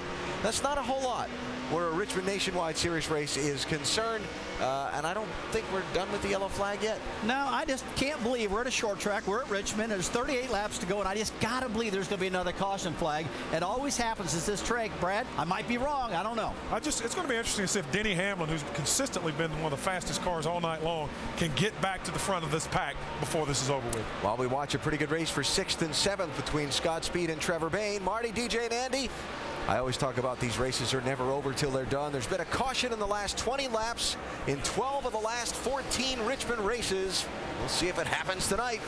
And it probably will, Alan. And yes, you're right. Maybe Denny Hamlin can get back on the lead lap, but he's going to have a lot of work to do. He has got a full load of fuel, so everybody else still has to stop. So that's one thing in his favor. As you can see, there's Scott Speed and Trevor Bayne still banging on each other. That is a battle for 6th on the racetrack. Yeah, these guys are doing a nice job tonight. Alan, I'm going to tell you one thing. You're going to have to come up with the lap if you're going to top Ray Evernham last weekend. Yeah, Ray called it. Well, I don't have Ray's big packet of engineering research, but I just know we'll see a late caution. How's that? Okay, all right, good enough. There you go. Number 1, Martin Truex trying to get into that mix for that battle. The 62 of Brendan Gaughan, he is 2 laps down in 21st. Front, there is your battle for the race lead. Kevin Harvick in front of Carl Edwards. Shannon? what a save Kevin Harvick just made. And right now, he's in another save kind of mode, and that's fuel. They're telling Kevin Harvick that he is 5 laps short on fuel, and he has gone into conservation mode, guys. And Carl Edwards right behind him. Second is the best he's been running tonight. Hey, broken foot, not a problem. Starting 43rd, not a problem either. And fuel, they are good to go to the end. Well, if Kyle Busch is going to win for a 7th time this season, he's likely going to need a caution because his car just isn't good enough to get there unless something drastic happens in front of him. They're about 5 laps short on fuel, so he's now in the fuel conservation mode. But really, to get this car working to be a winner, they need to come in and make a couple of changes to the race car. We'll see if they get it. Marty? Well, the top 3 have combined for 84 Nationwide Series wins between Harvick, Edwards, and Kyle Busch. Kyle is 5.2 seconds behind, so you're right. That's why he wants that caution, so he can get that last stop. This is going to be interesting. You know, Edwards camp is saying that they're going to make it. Now, there is Denny Hamlin back out on track. Now, he is in 17th. Greg Biffle is also a lap down in 16th. So if he wants to get a lucky dog, he's got to get around the 16th. Well, the problem is by the time he gets around the 16, Kevin Harvick will have somebody else down a lap. So he'll be chasing that lucky dog as we go here. But we're hearing that most of the cars are, you know, around 5 laps short. I was kind of surprised to hear Carl Edwards say they were good to go. I guess they're counting on Carl to save him a few laps, but it's going to be interesting as it gets down to the end of the race. We'll see if Kevin Harvick can make it on his tank of fuel. Yeah, we saw Dale Jr. try that strategy last week in doing that, but we've seen over the last couple of years Carl Edwards be one of the best at saving fuel while still running pretty good lap times. So it will be interesting to see as we get down here. We didn't really think anybody could make it that far, but well, there's Brad Keselowski, and right now he is running in 5th, 8.7 seconds behind. Dave, what's the latest from his camp? Well, Marty, he's a little disappointed in the handling of the car, loses its turnability over the run. But on the plus side, they could go to the end on fuel, according to the team. So we'll see what happens up front. And he's back in 5th is because David Rudemann's passed him and gone into that 4th spot in the 32 car. And Hamlin goes around him. Remember, Hamlin has fresh tires, full load of fuel after the spin, or almost full spin, that put him in this position of being a lap down. There's the gap between 1st and 2nd. Harvick by 0.2 of a second over Carl Edwards.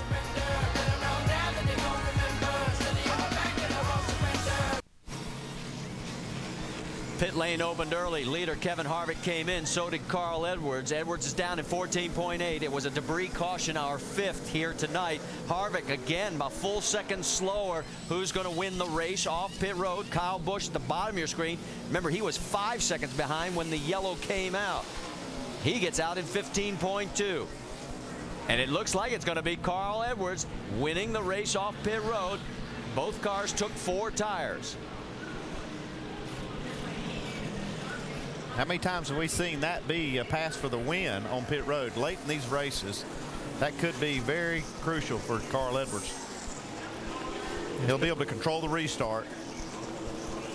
So the debris was in turn 1, we're being told by NASCAR officials, and also on the backstretch. So that was what brought out the 5th caution of the day. And as Carl Edwards, and there's Greg Biffle. Now, he is going to get some help because he is going to be the guy who gets the Aaron's lucky dog, so that'll put him back on the lead lap. They can get in here now and work on that left front fender.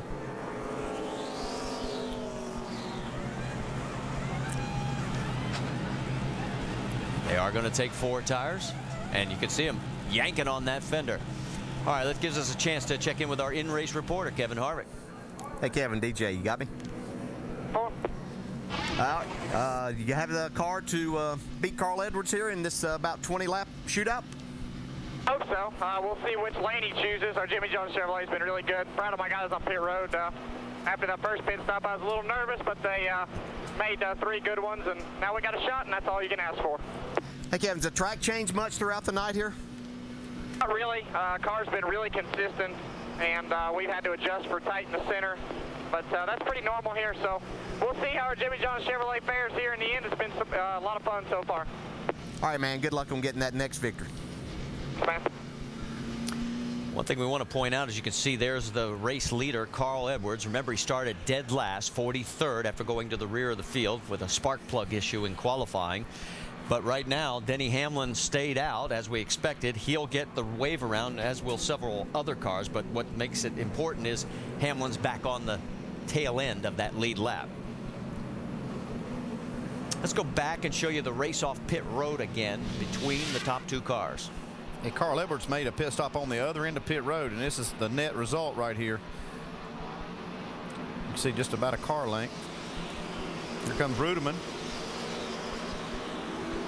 Brad Keselowski, you saw a little bit slower there. He comes back out in 5th. So it's Edwards, Harvick, Ruderman in 3rd, Kyle Busch. That's the highest Ruderman's been all night. Brad Keselowski rounds out your top 5 with Scott Speed 6th. As they get lined up, we have the wave around, and this puts Denny Hamlin back on the lead lap with this. And what he would need to become any kind of factor is for them to have another caution and be able to make a pit stop and get some tires in that next time. Yeah, the only problem is he's going to be outside the top 15, even if we do get a caution. And with only 20 laps to go here on the restart, not a lot of time.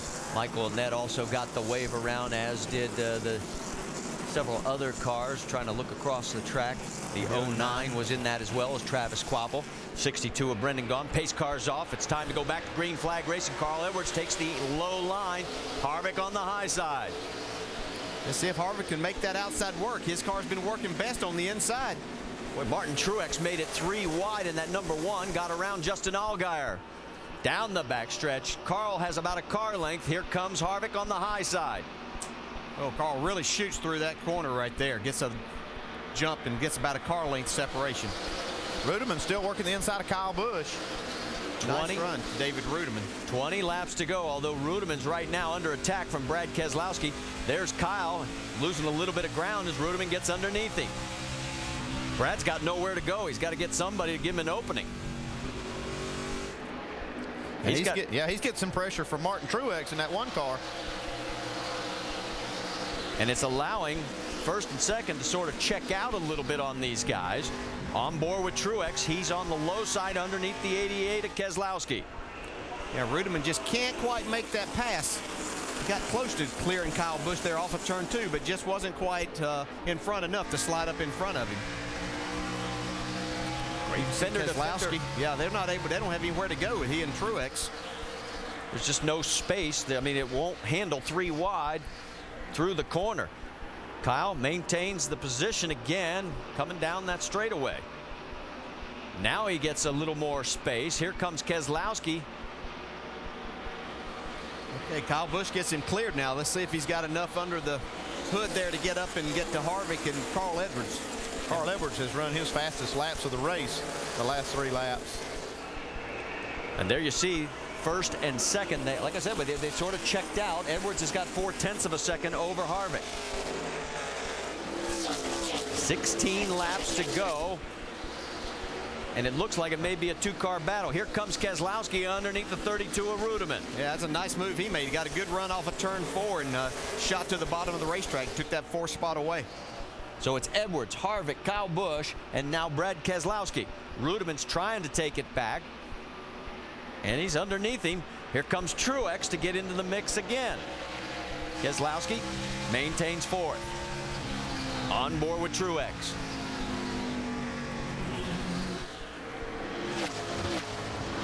No real battle for the race lead. Carl Edwards maintaining a half a second. This car's been really good, really solid all night long. I'm not so sure that his car wasn't a little better on that last run, but it looked like he might have been saving some fuel. So he's flexing his muscles now. Yeah, he beat Kevin Harvick 1/10 of a second the last lap. 13 laps to go here at Richmond International Raceway. Right now, the battle is for positions back within the field. Allgaier and Scott Speed, that's for 8th. You can see Justin Allgaier has taken that spot away from Scott Speed. He's up in that 8th spot. Allgaier, the highest running Dodge. You know, it's been over 2 years since Dodge has won in the Nationwide Series, August of 07. Casey Kahne. Yeah, Steve Wallace trying to take the 10th spot away from Paul Menard. Good run for Steve tonight. There's Martin Truex with Trevor Bayne. That is 6th and 7th. So as the laps continue to wind down, it'll be 10 the next time by. Eric Darnell on the high side of Greg Biffle. That's for 12th. Yeah, Biffle trying to take advantage of getting that free pass and able to get in and work on his car a little bit. The teammates have a little contact. Gets Darnell a little bit loose, and that gives Biffle some breathing room. Right in front of him, though, is a log jam between Menard and Stephen Wallace. Oh, nice move by Stephen Wallace. He got a good run. Oh, got loose, though. Here comes Menard back on the outside. See if he can get back to the throttle and be okay off turn 4 here and make the pass now. Yeah, he's able to do it. Good move there. Move Stephen into the top 10. Here comes Biffle to try and do the same number on the 98. Edwards' lead, will let you know, is now 0.8 of a second. That's why we're keeping the cameras back here, because this is the best action we've got on the racetrack. Carl is literally pulling away. Yeah, there's not much time difference in those top 3, but Carl is the quickest of those guys. Boyer in the 29 looking underneath Biffle. This is for position, all 3 cars. Boyer manages to pull the maneuver off, with at least for now, but here comes Menard back on the outside. We've seen it happen so many times tonight. You look like you're going to get it done, then all of a sudden the outside lane picks up and moves on. Yeah, we expected to see a little more out of Clint Boyer here tonight, battling up front. He's battling for the 11th spot here, and we generally see this car up in the top 5, if not battling for the win. We've had a lot of good efforts, and so if you're off just a little bit, it doesn't take much to find yourself racing outside of the top 10 in this nationwide series. Well, Boyer's got him cleared, so that battle has settled down. Now an 0.8 of a second lead for Carl Edwards up front, and we're going to have 5 laps to go next time by. And there is Carl. He's gotten around the 09 of Travis Kvapil. 5 laps left, 5. It's an amazing job for Carl Edwards starting in the back tonight. And here comes Biffle. He's underneath Menard, so this is for position as well. That moves Biffle into 12th. Eric Darnell's going to take a look at the 98 as well.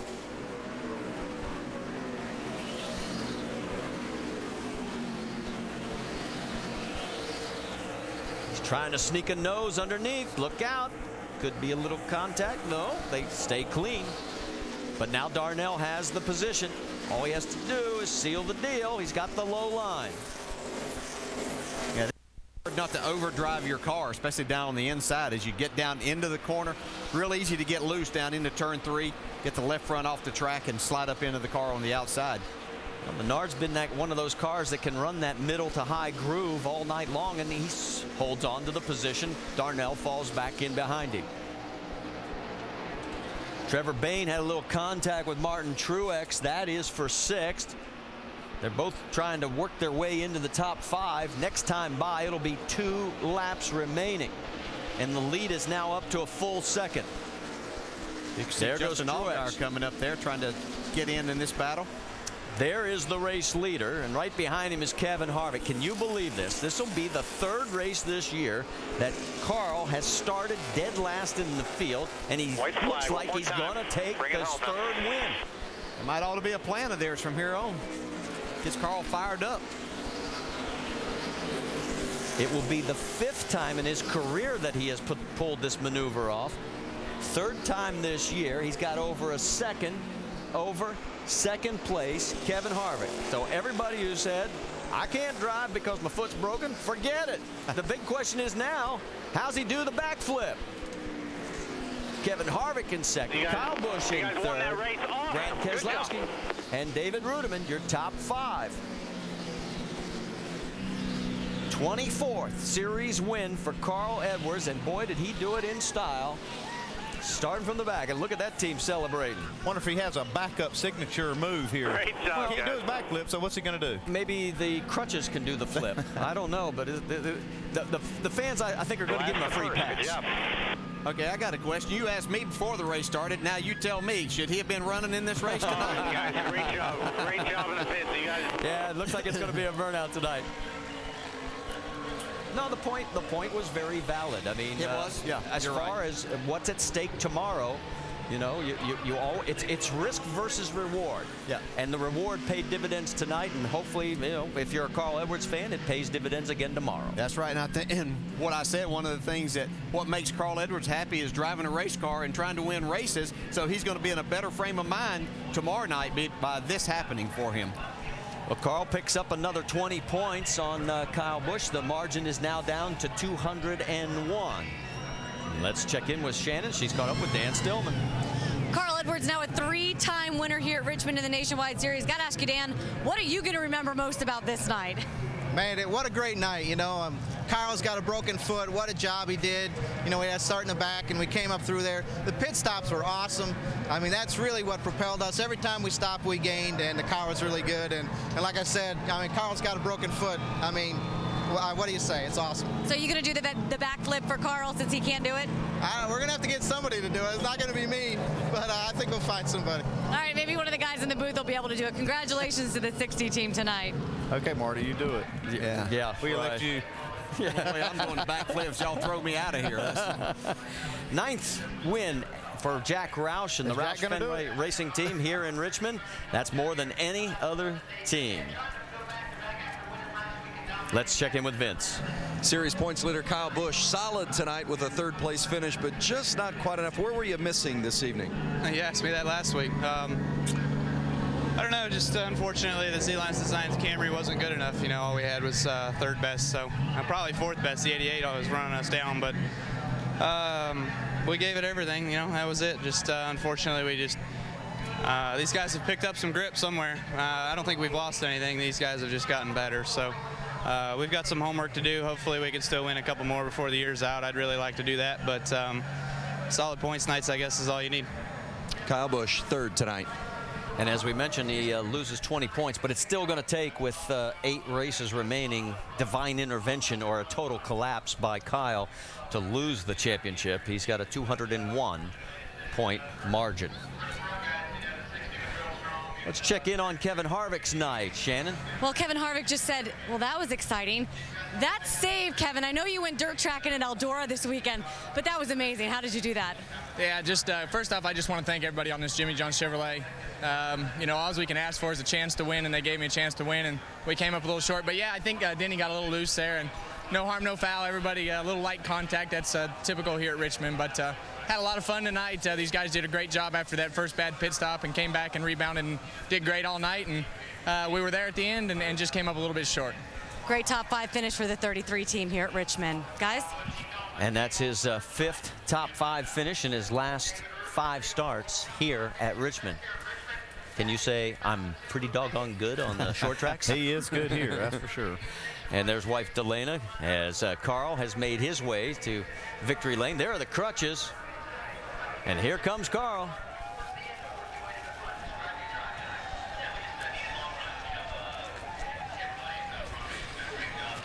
And this could be the slowest exit in victory lane from the car. You can't stand on it and celebrate. You're hobbling. You're getting crutches handed to you. You couldn't do the backflip, Carl.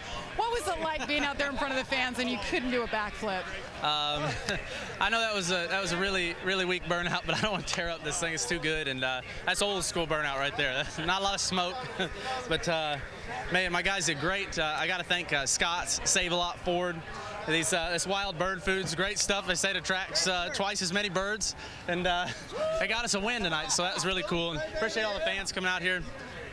I thought I'd lost the race. I got in deep behind Denny. He checked up a lot more than I thought he was gonna. I hit him, and I let off and choked it up, and the 33 got by me, and my guys are the ones that made this one happen. The guys in the pits. That was a great pit stop. How about the view in front of you when you got the lead? What was it like? That's a good view right there. That's as good as it gets. I got to thank everybody, Aflac, Vitamin Water, and just all the folks. You know, we're trying to catch Kyle, you know, and we've got to run like this to do it. And Dan Stillman and all these guys, they did it for me tonight. That was, we were probably going to run second. That pit stop's what got me in the victory lane. Well, Carl, I asked you about the backflip, and you owe it to your fans, so you'll have to make up for it later. But what is it like coming into victory lane, and it's just like a slow exit from the car? A little weird. I really enjoyed doing the backflip, but I won't be doing that for a while. If Dr. White and Dr. Del Rocca saw me do that, that'd be bad. They'd be mad at me. So I hope the fans understand, and hopefully I'll be rolling in victory lane like this a lot the next 8 weeks. Hey, let's talk about tomorrow. You're going for the chase. You're 5th in points. How much fun is it for you to come over here and get to run this car and just kind of forget about that temporarily? That's a lot of fun. That's a lot of fun. You know, I'm just very fortunate. Jack Roush has given me an opportunity, and he gives all these guys opportunity. And you know, especially with what's going on in the world, and you know, today is a somber day, and we're all thinking about the folks who sacrificed and are still sacrificing for our country, and some of them for no reason, you know, had everything taken from them. So it's fun to be able to get in this race car, race in front of this crowd, and just have a good time tonight. Tomorrow is a whole nother night. Carl Edwards Class Act starts 43rd, and he ends up in victory lane tonight. Marty. And we'll find out tomorrow if he can do what Kyle did here in the spring run at Richmond, winning both the Nationwide and the Sprint Cup race. And that's tomorrow night with the Chevy Rock and Roll 400. Last chance for the guys to make it into the chase under the lights. It's the Sprint Cup Series presented by Pennzoil on ABC, and all the races on ABC from here on out.